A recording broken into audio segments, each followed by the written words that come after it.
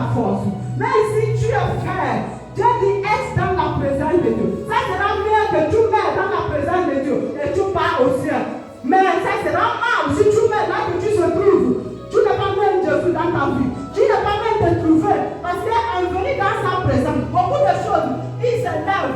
Il s'élève les mauvaises choses que l'ennemi a mis dans ta vie. Il te met, ouvre même les yeux, que tes ennemis qui te cherchent, qui ne te voient pas. Même s'il n'a pas ouvert tes yeux, mais dès que ta présence, dans sa présence, ça fait que l'humilité de Dieu soit autour de toi. Et tes amis font te fuir. Tes amis disent qu'il est sorcier. Non, c'est un magicien. Oh non, Dieu dit que le plus grand magicien, le plus grand fétiche,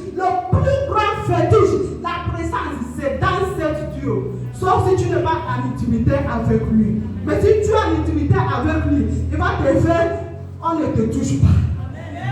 Il va te faire, on ne te touche pas. Même si tu as touché par les reins, il raconte ça par les reins. Alléluia. Il raconte ça sur place. Ça met que toi, mais tu sais ce qui se passe. Pourquoi on se noie de la présence de Dieu? Dans sa présence, il y a la vie. Beaucoup de choses se passent. Pourquoi ne pas livrer à cet Dieu? Laisse-tu faire comme il fait dans ta vie. Rien, il n'y a rien dans ce monde. Il n'y a rien dans ce monde. Bien-aimé, Dieu vous dit qu'il n'y a rien sous terre. Ça, c'est l'autel qui est trop mal à vivre. Mais si tu as Jésus à toi, tu vas vivre ça dans la joie. Aucun mal ne peut t'arriver si tu as Jésus. Alléluia. Fais l'effort d'avoir cet Dieu dans ta vie. Il est vraiment trop puissant. Dieu ne peut pas t'expliquer tout. Mais Dieu sait pourquoi Dieu dit. Accroche à cet Dieu. Il ne te souille jamais. Il ne peut pas te laisser. Même pendant que tu es en train de passer les choses, tu pleures. Mais Dieu est dans sa présence toujours. Parfois, il est en train de t'essayer. Il t'essaye, mais il ne peut pas te laisser mourir. Il va forcément t'essayer. Alléluia.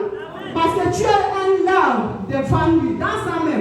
Avant qu'il t'utilise, il va te faire d'abord passer dans le feu. Parce qu'avant qu'on utilise l'air, on doit lui faire passer par le feu. On va lui trahir de le feu. Quand il sort de feu, il commence à brûler. Il commence à travailler. Il commence à faire comme Dieu veut qu'il fait. Soit cette l'air, passer sous cette feu que Dieu a mis. Viens dans sa présence. Adore-lui en esprit, en vérité. Laissez-lui comme fait il veut.